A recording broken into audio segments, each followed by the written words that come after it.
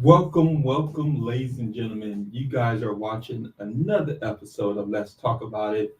I am your co-host, Mr. William Burties, and today we have a very special guest with us today because we're going to get into it. We're going to talk about the breakup text. But before we get into the breakup text, we're going to introduce our co-host, Mr. Clinton James. Yes, this is Clinton James, your local real estate broker here in San Diego. I want to say welcome to everybody here. I'm all the audience out there. I want to say happy Tuesday. We taking over Taco Tuesday, so let's talk about it. It's taking over. Yes, it's taking over. Yes, yeah. I got to keep reminding people of that. Now, I always tell everybody where you can find me. You can find me on the corner working on my self-lean and inspiring others drive. Let's go. Let's go. All right, so let me tell you about this young lady real quick, and we're going to have her introduce herself too. So a couple of weeks ago, Clinton and I were at a home ownership fair, right? Yeah, and we're going around networking, meeting people, and we met this young lady, and she had a group around her, and they're all talking and everything, and she's telling us about the book, and I'm like, yes. Okay, what book? And she shows it to me. The camera, showing the camera. Right. Now you gotta tell them the name of the book. The book stood out because it says "The Breakup Text I Never Sent." Almost like a Tyler Perry movie. Right? My life is a Tyler Perry movie for sure. And we said, "What is this?" Man. And she went to explain it. So we want to bring her on to today's show to explain the breakup text, because you guys know we talk about home ownership, we talk about entrepreneurship, we talk about Black empowerment, we also talk about relationships, right? And because of all that was just said, it's all about how you handle relationships. And the breakup text I never sent just reminds me of whenever you're upset to write the letter but don't send it off. Right. So that's exactly what it is. So Ms. Shatea, tell us more. Tell us a little about yourself and how you got to write this book. So my name is Shatea Moore. I think I've been journaling my whole life since I was like 18. I always wrote some stuff down. Okay. And 5-6 years. Right, I wish. So I always had journals. I started creating journals. But last year was like an up and down year for me with relationships, losing my best friend, then losing one of my coworkers, and like relationships was falling apart. So I always wrote texts, but I never sent them. So one day I was actually writing a text and I didn't send it. And I was like, what if I just write a book journal about the breakup text I never sent? And it just went from there. I started writing it, then rewriting it, then editing, then like, no, I'm not going to release this. Then something happened and I was like, I'm most definitely going to release this.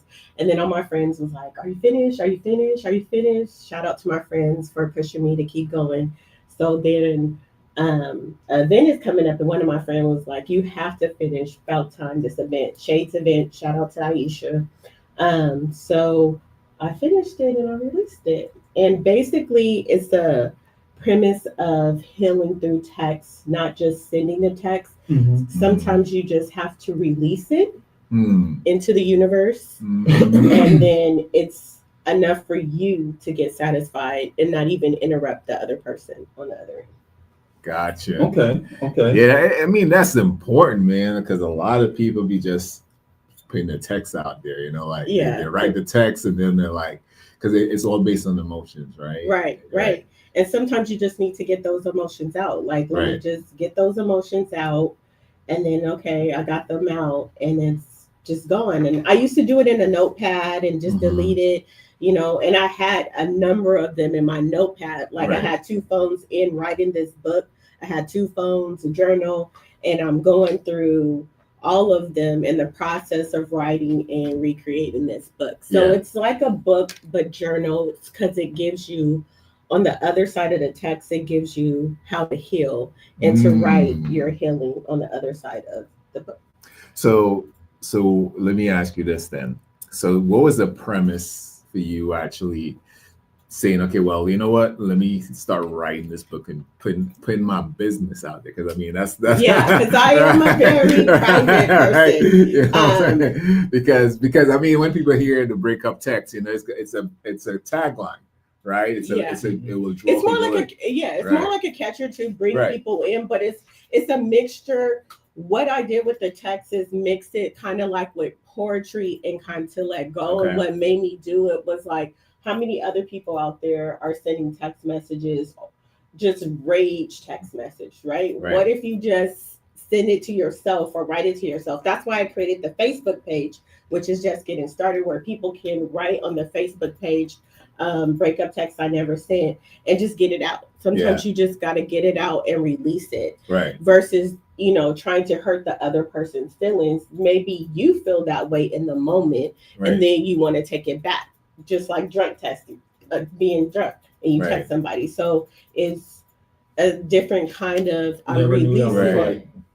Because you know what, some people wear their emotions on their sleeves, you know, like heart on their sleeves. So it's like they say that I'm being real. Right. So I'm like, I'm not going to filter what I'm saying. That's right. You know what I'm saying? So it's like, how would you, I mean, how did you get to this point where you were like, hey, you know what, let me think about it before? I think I've always been that person to think about it before I kind of let it go, because I am somewhat private, and I'll try to keep this persona of me being private, but this is like very vulnerable for me, this book right here, releasing it to the world. This is your first book too, right? Yeah. Okay. Was it cathartic? Yes, it was. Like, sometimes I go back and read it and I still like cry about stuff, get emotional about stuff. But it was therapy for me, like writing it, creating it, doing the pictures, because I just, I took a couple of classes about graphics and putting books together. So everything that I learned in the last year is in this book. It's my creativity of writing, my creativity of art, everything. So, and I felt like the world needed this. So okay, I'm going to get into your book. Okay. All right. I'm going to ask you some questions. All right, so we're going to keep it vulnerable. We're going to keep it real. We're going to keep it real. GOB Radio 1.com. All right, it says, okay, so one of the first chapters is a quote. It says, cherish me effortlessly. The right person will make you feel loved, not anxious. What you talking about? You didn't read the other side. You didn't even read I'm asking you. I want you to express that to the So cherish audience. me. If I'm there for you through thick and thin, cherish me effortlessly. It shouldn't feel like a push and pull in a relationship. It should be effortless in the relationship. And sometimes when you give a lot of yourself to somebody, they don't cherish you and they don't appreciate you. So that's basically what that chapter is about. How long you giving them? He's like, how long you giving them? It's not specific. This book is not just for one person. If you read the back, it's multiple people, multiple things in the situation. So I can't narrow how long I give them because it's talking about multiple people through multiple situations. So let me ask you this question. Okay. So you said about giving to this person and people, period. People in period. Yeah. People, period. I'm not saying you're doing this. I just the question. I'm a giver. If somebody asks me, just like you call, I need you, blah blah blah, I'm there. That's right. me. You are. I get that from you. I got that from you in like 10 seconds. Okay. Yeah. But is it giving in expectation that you expect something back? No, that's not what I expect back. Okay.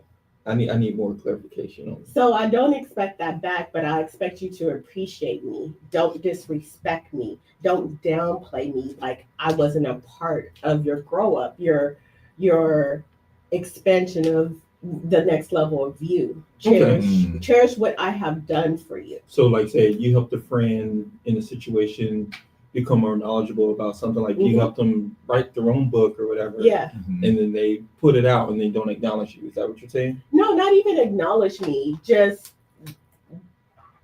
don't ignore me. Don't act like, I say acknowledge. Yeah, acknowledge me. Like I did work just for you. Acknowledge me. I can say that. I do see it. So we're talking about more reciprocation, right? Like, yeah. Okay, I do see a question. It says, "Are you in a healthy relationship now?" I am currently not in a relationship right now. It's complicated. Okay. It is so complicated. That's a deep dive. When you say a Tyler Perry movie, truly, it is a Tyler Perry movie. Okay, now that might be next. I hope he's listening. But if he does listen, I just want him to appreciate you. I'm telling you, this is not. I want him to cherish you. It's not about one person, about multiple people's lives. I promise you that. But one of the things I want to do is kind of get to know you and where this energy was coming from, right? So one of the things you said is cherish, right? Yeah. Cherish me, and you're entitled to feel that way about yourself, right? Yeah. Now is that when you say cherish me, is it that the expectation? No. I mean, I'm just saying. I'm saying like no. I'm just saying like no. I want to say like, is the expectation there of that person cherishing me, knowing that they have to cherish you, or is it something where you said that? It's cherish each other. It's just not cherish me. It's cherish each other. I believe it's reciprocation on both sides. We should cherish each other in a relationship and be happy with each other. I like feeling cherished too. Yeah. It's a back and forth thing. We get back and forth. I ain't gonna lie, because in relationships you do expect some type of reciprocation, especially if you care about what the other person thinks. And that's the key. Care about my feelings and how I feel. Sometimes people don't care about how they treat you and what they do to you, and then you try to express your feelings. Well, I'll give you an example. Okay. So, someone reached out to me for me to help them out, and I helped them out, and I did it not caring what this person thought too much of me. Like there was no investment in this connection. It was just I saw a person down. Let me just you reached out. Let me help you out, type of thing.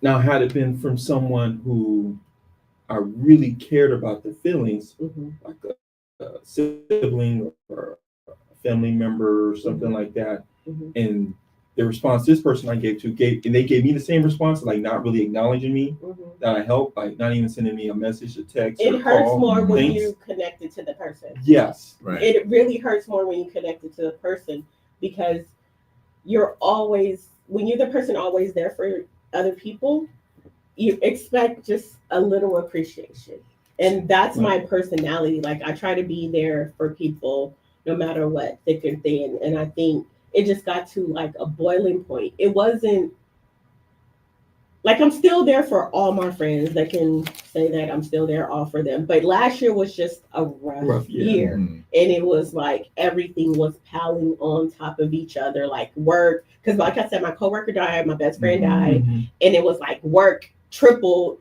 And it's like, where was that emotional support for me when I'm going? When you needed it. Yeah. From people you cared about. Yeah. Right. Yeah. Okay. Yeah. Which because I'm that person, when you call and say somebody passed away, I'm gonna run up to Temecula, make sure you're good. But when I was in a situation where I needed people, it just felt like they wasn't there.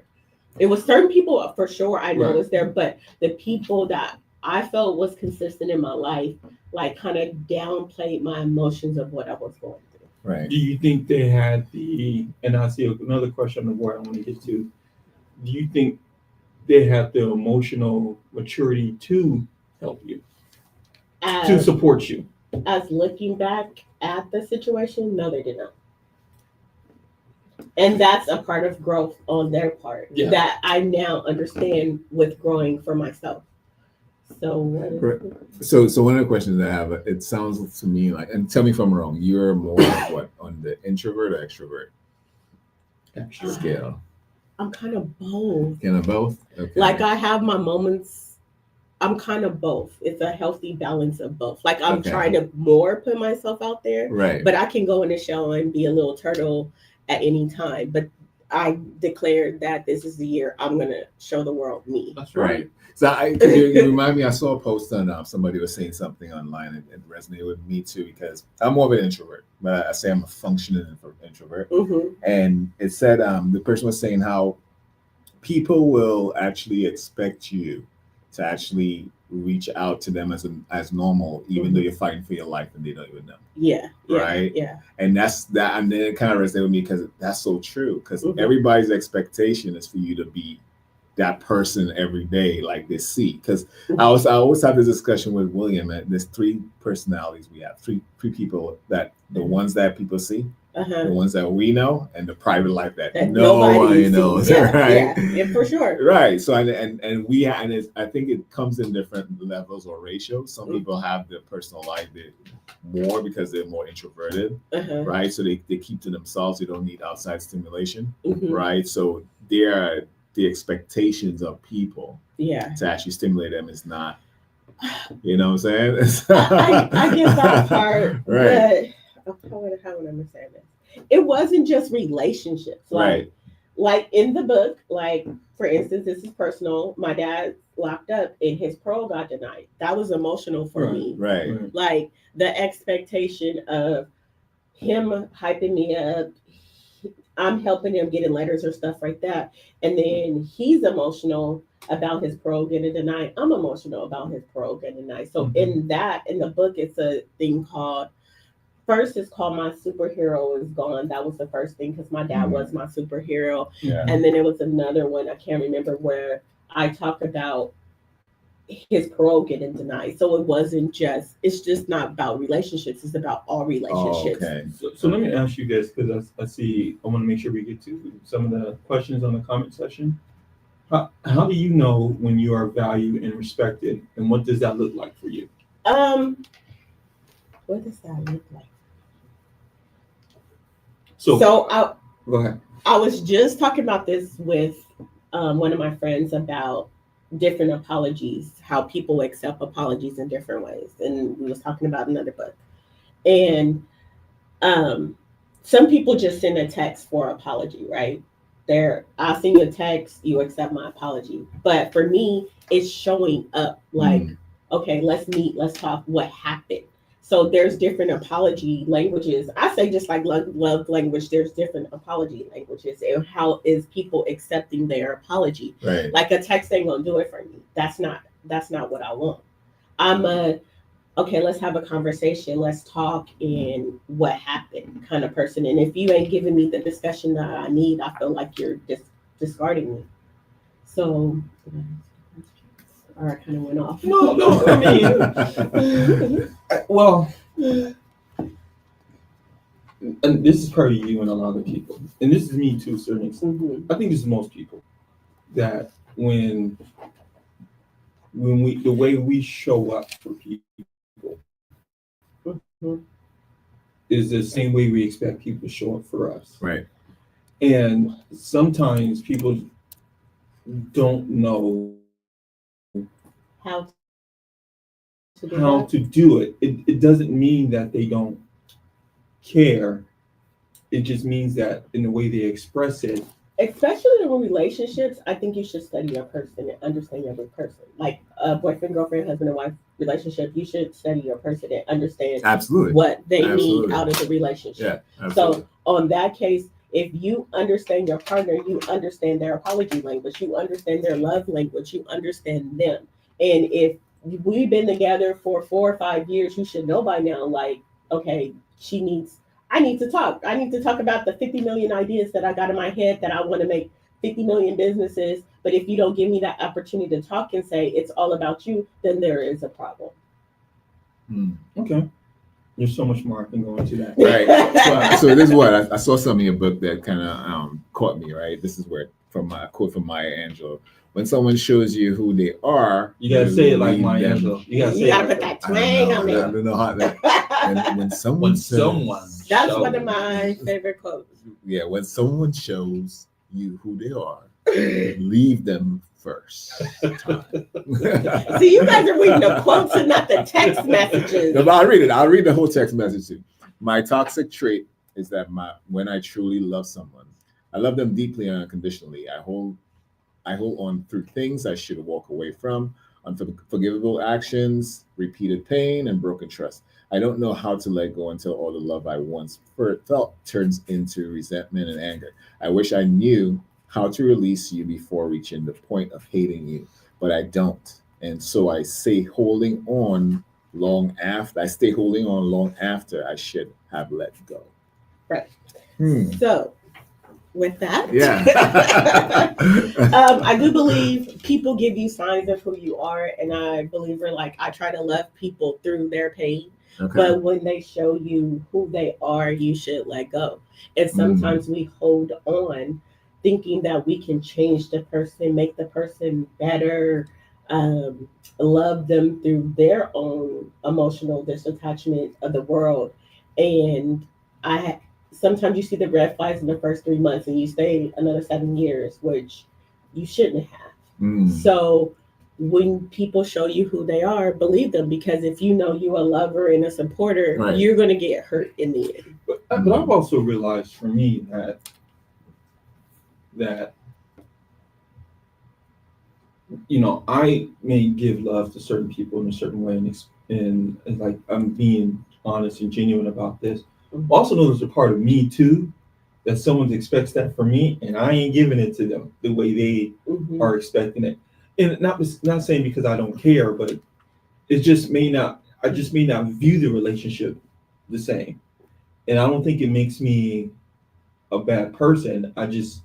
It just makes me someone that is too concerned about their opinion.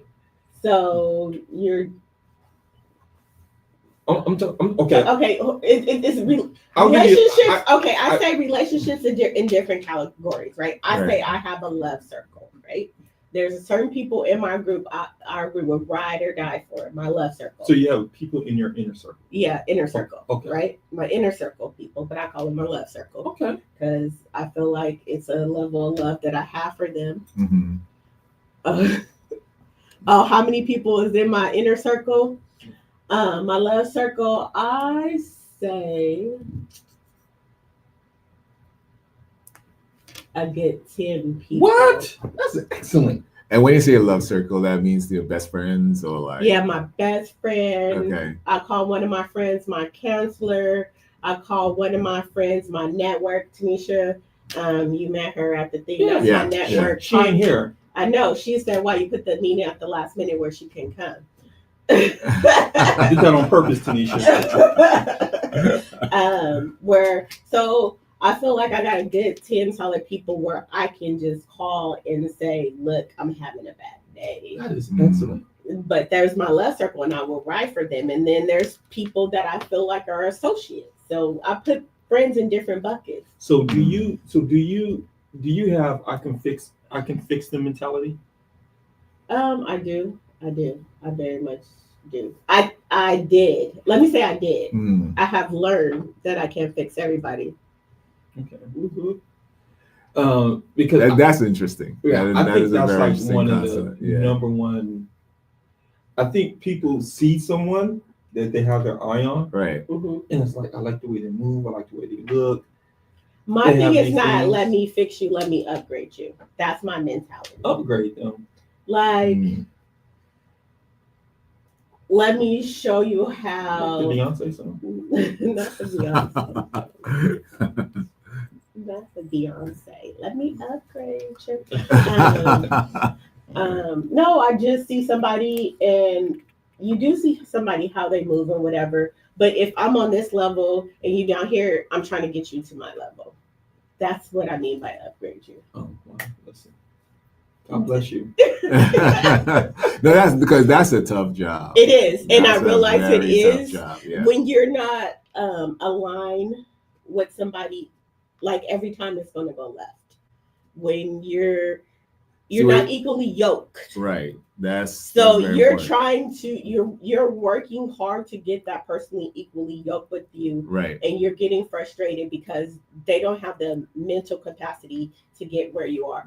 Somebody told me the other day when I talked about this book, they was like, you got a master's degree and the people you talking to still is in elementary school in the 5th grade, and just think how far you got up to get the master's degree, and you're trying to bring them up to that level. That's going to take a lot of time. So I was like, oh, that makes total sense. Right. So does spirituality guide you? I want to say, I just think I'm a good-hearted person. I don't want to say spirituality, or I just believe in just helping people and being a good person.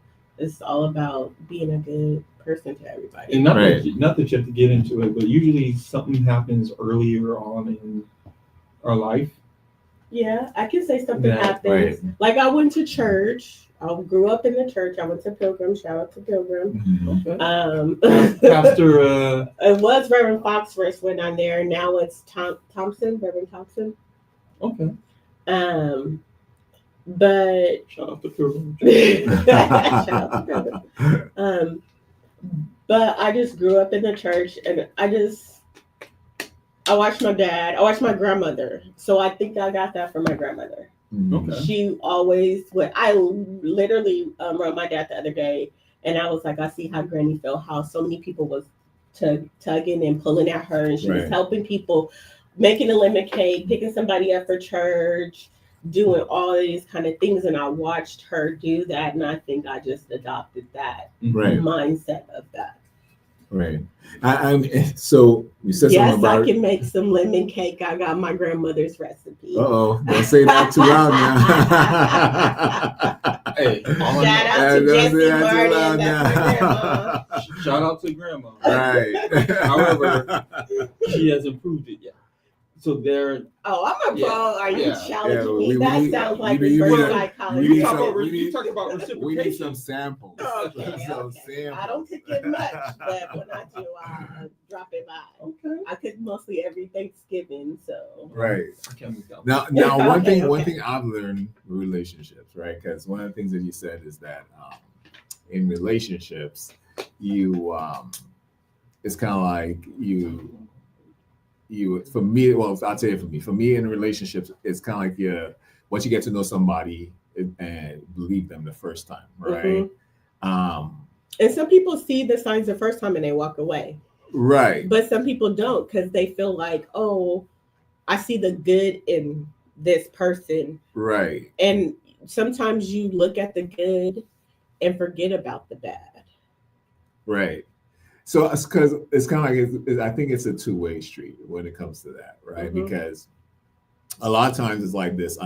I've come to a point where in my life I respect the person's view of the world, right? I've come to understand that I'm not here to change the way you view the world. I just have to respect it. Doesn't mean I have to agree with it. Yeah. Right, but I think it comes after a certain time of actually, okay, well, this person is who they are, and they're going through something, and they sooner or later they'll come to this point. Yeah. Right. Yeah.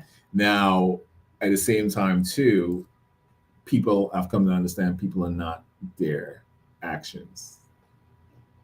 Right, because that's the part where it's very controversial, right? So where it's their words don't match up with their actions. Is that what you're kind of saying? Well, what people do is that they how to put it? It's like a child acting out. Yeah, they have a tantrum tantrum. Right, you know what I'm saying? But it's some way deeper. Yeah, it is true. And a lot of people do have tantrum tantrums because they don't know how to express themselves. Right. And everybody needs to go to counseling and figure out what was the deep root cause of why I'm feeling this way and how I'm feeling this way. And that's where I feel like I be trying to help people too much, but they need professional. I love you, but I hate the sin in you. Yeah. That part. So would you say you blinded by love? Listen. I've been me personally, I've been sprung nose wide open. Right. And this person showed me they wrong. Right. And I'm like, she fine though, and let me, because when we met at the conference thing, you was like, "Who hurt you?" Right? Right. You said that. Yeah, Oh, I yeah, you said did that. say Yeah, that. I did Yeah, say that. you Yeah. said hurt you. Who hurt you? Because I looked at it, I'm like, the breakup. Oh, okay, the breakup text. But Like I don't even look at it as hurt. I think it's involving. Just like Spider-Man got Right. bit by a spider, and I Right. heard Alana say this. It was hurting for a moment, but Mhm. without all that hurt, he wouldn't evolve to who he is. And I Okay. feel Right. like this was a part of me evolving to This the is the first time I person. heard a Spider-Man reference. In Well, my I daughter. like the way you use Okay, that. my daughter is a Marvel, No, DC you fan. hit on a great point. I'll show you. Go ahead. Yeah, my daughter's a DC Marvel fan, so we watch all the movies Yeah. and all that kind of stuff. But it's just a part of evolving. Hurt is a part of evolving Right. who you are. I don't think if I was hurt or who I was, I wouldn't have Right. never wrote this. I probably wouldn't have like wanted to learn graphic design and Right. all the stuff that I learned within the year. What advice would you? How old is your daughter? How old is she? I have a daughter 17 and 21. 17 and 21. Mm-hmm. Your daughter is. My other daughter is 21 and 14. 14. Yeah. And my daughter's 14. Oh, okay. What advice would you give young ladies based on this book about navigating relationships successfully? See, this is involving. I think a part of going through relationship is to get to your full potential. Right. Like they can read it and understand it, but you can never prepare anybody for hurt or heartbreak. It's just something I feel like a lot of people have to go through. Right. If your life was all happy-go-lucky your whole life, you're never going to become the person that you need to be. Right. But we can. She's on the point. But it's kind of like I want to reframe it in a way where you have to understand that one thing is that people don't hurt you unless you allow them to. Yeah. Right. Of course, most definitely. Right, because I remember being told that when I was younger, and I was like, "What do you mean? Like people don't hurt me?" I didn't cause them to hurt me until I grew a little bit older to understand. Yeah, is that you gotta understand like things don't happen to you; it happens for you. Yeah, and it's not.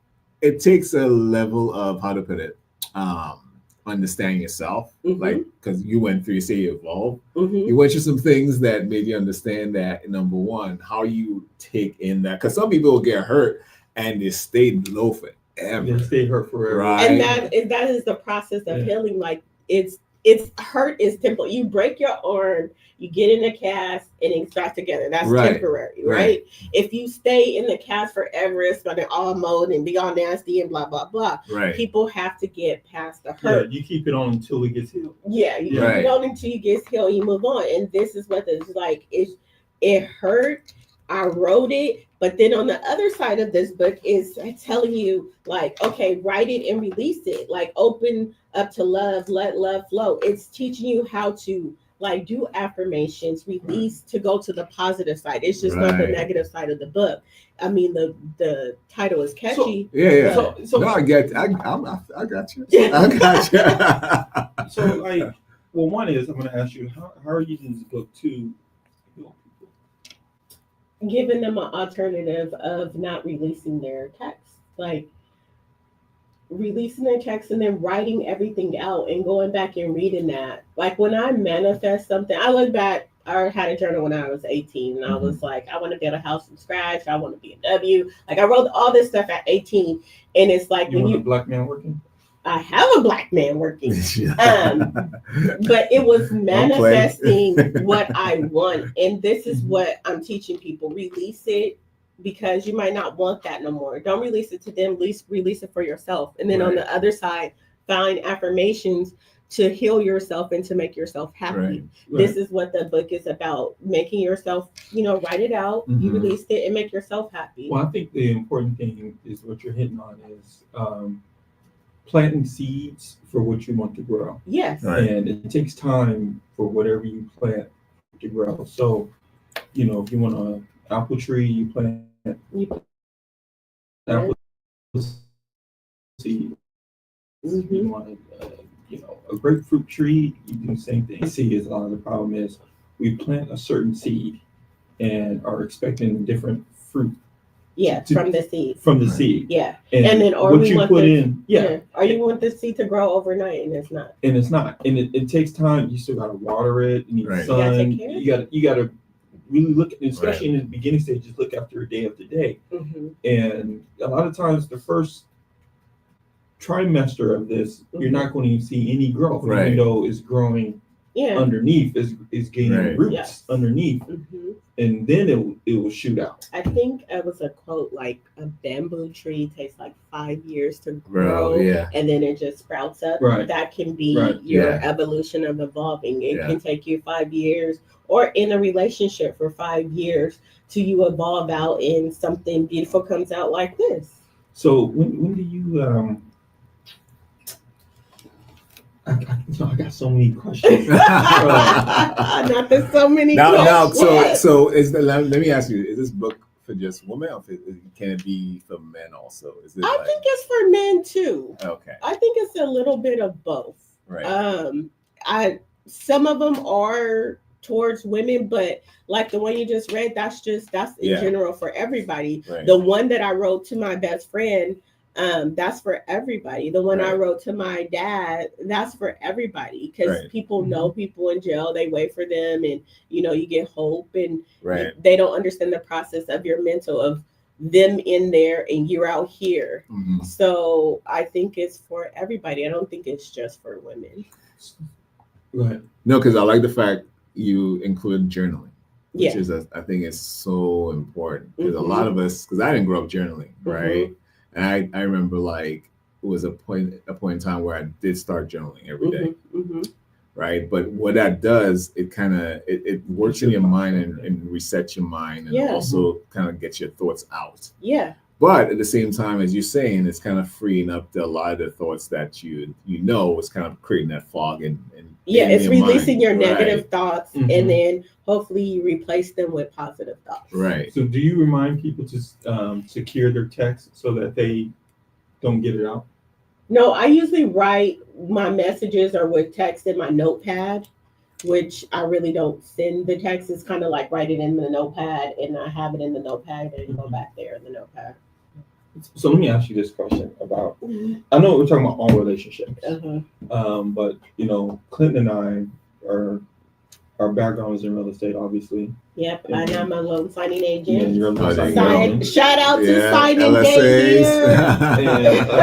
All the LSAs out there. All the notary signing agent with the final step to happiness. Well, so you've seen this a lot. But the reason why we talk about relationships a lot is because one of the things we talk about is to become a homeowner, especially here in San Diego. It's an expensive city to It's live in. very expensive. And most people need 2 incomes to qualify to purchase a home here. I totally agree. And we talk about Black homeownership being the lowest in the country out of all groups. Right. Our wealth being lowest out of all groups. But then another marker that we look at is we also look at marriage being the lowest out of all groups. Oh goodness. Yeah, I'm going there. Don't go there, No. please don't. It's complicated. Tyler Perry movie. Remember? Why do you think? Because at one point in time, Black people were the highest rated people, Right. and now we're the lowest. What do you think has happened over the last few decades to create this? It's no partnerships. It's less ships. Less ships. Like lust. I think. Lust ships. Oh, Lust lust ships. ships. Okay. Yeah. Oh, Okay. It's not a word. Okay. So I feel like people. You should create a book called Lust Ships. And maybe I feel like people lust after people and don't look for people to be their partner and to grow with each other. Why do you think particularly our people? well, I mean, would you say that's something that just I think that right. recently evolved. And then as Black women, we're like more educated. We're starting businesses, Mhm. and our partners now get jealous of, oh my God, my partner is outshining me right now. Mm. And I think that's what held me back a little bit too, is that I was thinking my partner was supposed to be the provider, but I had all the tools to elevate us to the next level. And I was like, okay, let me hold back. Mhm. And then now it's like, I'm not holding back this. I got to do this for me. I got to do it for my kids. So I think it's like we're clashing into each other, and we need to work out each other's strengths. Like I might be good at writing, creating books, graphic design, but you might be good at public speaking and getting it out there. Mhm. It's we're connecting the good with the bad. Like, what are you good at? What am I good at? And let's look at both these things and work together. And nobody is not working together. Everybody's jealous. You guys are doing this. You're overdoing this. You're always doing this versus us working together. So now we're in competition with each other. That's a good way to look at it. Mhm. Yeah. No, that's a good way because I love hearing it from someone who's in that area, that space, right? But one of the things I always say is like, especially a woman is so powerful with her words, especially when it comes to a man. Because that's like you're journaling and you're getting power from that. Words do matter when it comes to speaking life into a man. And that's why I gave so much, because I do believe in speaking into your partner and helping your partner manifest what they want. As vice versa, if you tell me you want these 5 things in our relationship and I help you obtain these 5 things in our relationship, I tell you my 5 things I want, but you don't help me obtain. You see me out here hustling and struggling, and I helped you over here with these 5 things. That's where the problem lies. I think part of it too is not seeing it modeled and not knowing how don't have the tools to do it. And I think it's affected both men and black men and women. Yeah. I agree. Of not seeing it, not in all cases, but in a lot of cases, not seeing it modeled in the house. I think a lot of us have grown up seeing the woman, the mother, modeling certain behaviors in both men and women, knowing how to see that viewpoint, and not having the male or the husband or the father showing how to model affects how we move. Like I think men, a lot of, this is my personal opinion, I think a lot of men have these expectations of women to do certain things, to move in a certain way, because they didn't see their father doing it. They saw their mother doing it. So they have the expectations, and they just don't know how to move. And when they make a mistake or when they make mistakes, Clinton was hitting on it, speaking life, meaning this is not a tear down moment. This is a, he's trying to figure it out.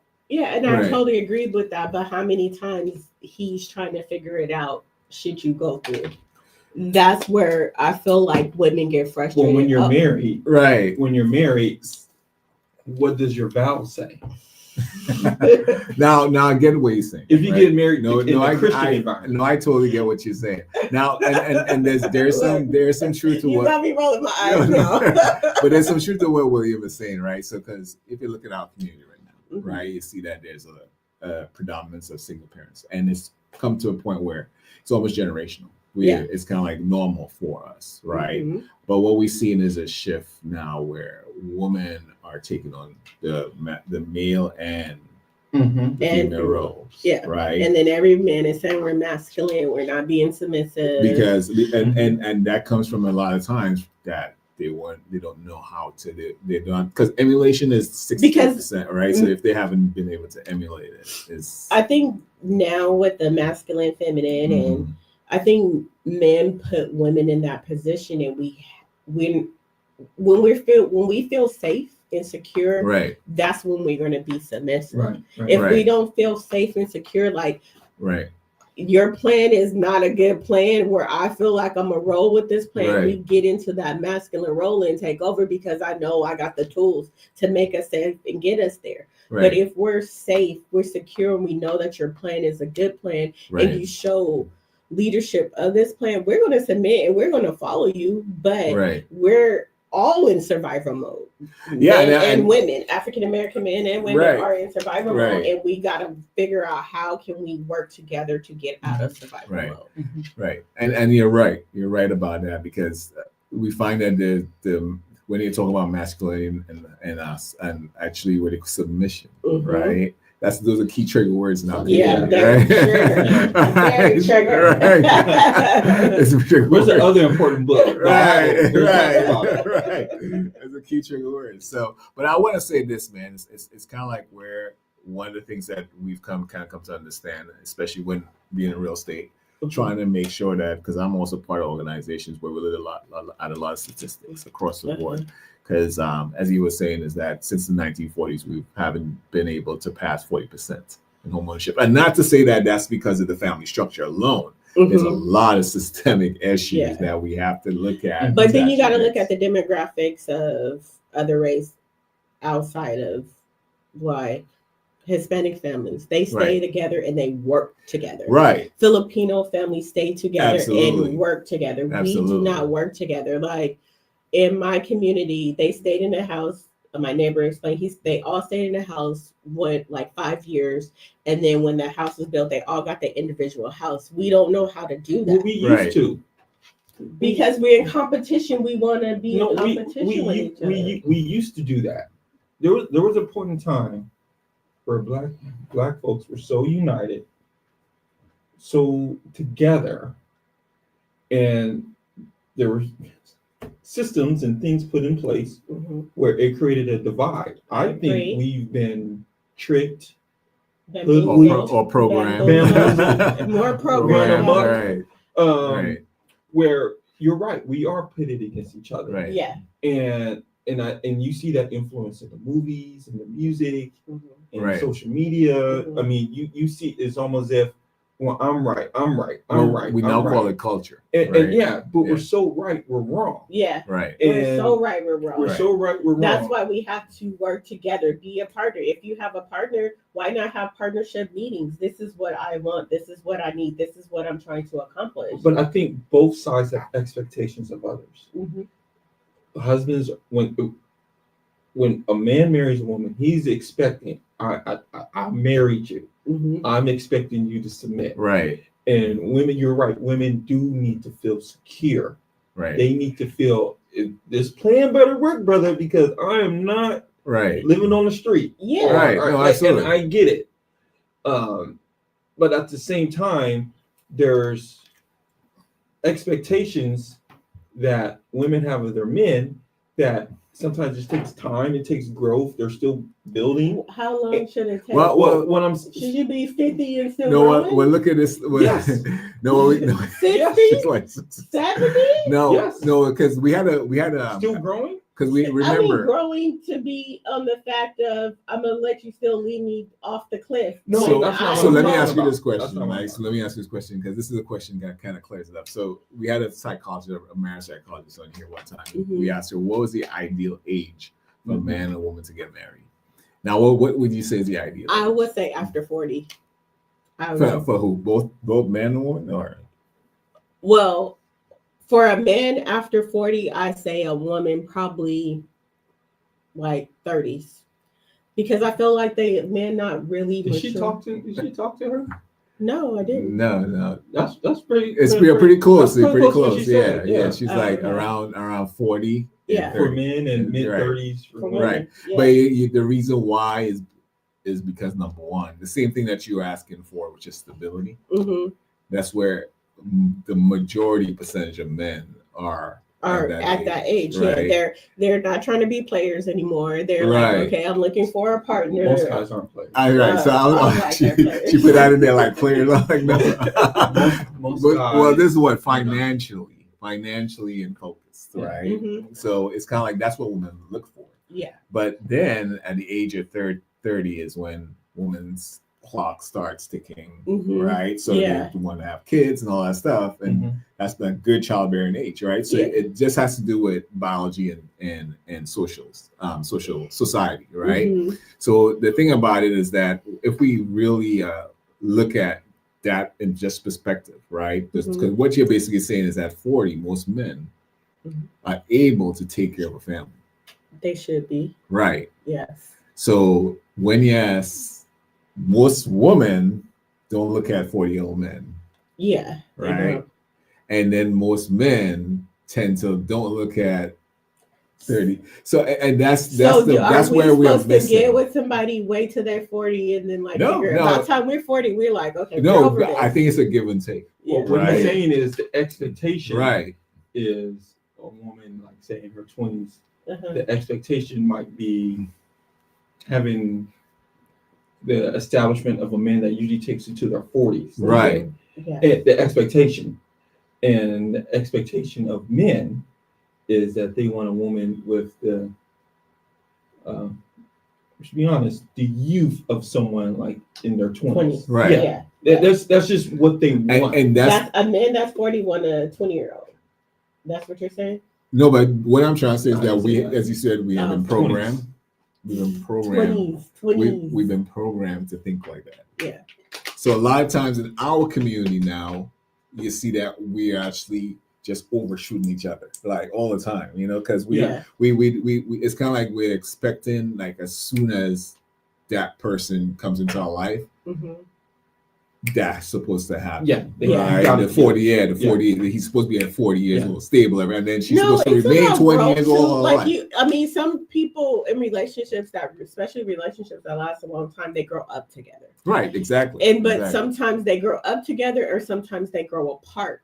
Absolutely. And it's the growing apart part that the divorce rate and everything, like I want to go in this direction. Sometimes you outgrow somebody and you can genuinely say, I outgrow this person, right. and I wish this person the best, but I'm on this next level for myself. And that's where you go. Either you're going up with each other or you're going that way. And then maybe when we're divorced and go that way, you find that other person that's 40 and mature enough to be with you. Gotcha. I think I usually understand what you're saying. I think most people. Sometimes you have to make your choice right. You make your choice. Sometimes you have to make it right, even if you feel it's not the right choice. So you're gonna stay in something that you made a choice at 20, not emotionally mature. You probably had 2 kids, and you're just gonna stay in there even though you're not happy. Well, happiness is not a requirement to have a good marriage, in my opinion. In your opinion, yeah, I think it's purpose. different I think purpose and peace. I think it's different stipulations for different. Well, happiness people. is internal. Is That's you're true. you're responsible for making yourself happy. That's So, right. for instance, if for you to be happy and you say I can spend time with my friends, I like going to the beach, I like traveling, this and that, then it's not. You would like it to be the responsibility of your partner to make these things happen. Mm-hmm. But also at the same time, this is how you feel. So you have to make an effort to make these things work for you. So that goes with you're going to a separate path. Like if that person wants to sit in the house all day, but you want to go out and hang out with your friends, my external happiness is going out and having fun when you marry somebody that just wants to sit in the house and chill. So that's his happy place and your happy place. So you're just, what does that mean? Yeah, but then if you break up with that person, then you should be by yourself anyway. Some people are happy You yourself. can still make but you still some make people the same get choices. more stuff done by themselves. Yeah.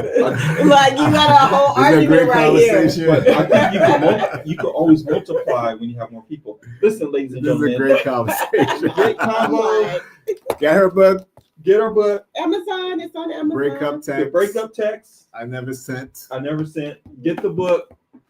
Reach out to her. Do a search on Shatia Amazon. Moore, yes. Shatia Moore. My bad. Say it with some respect. Look it up. SHATIAR Moore. Shatia Moore. MOORE on Amazon.com, and I will be there. And that's my book. Thank you so much for coming. You so Thank much. you. Really Great appreciate it. conversation. We'll see you guys same time in the same place in a couple weeks. Until then, peace. We out. Woo!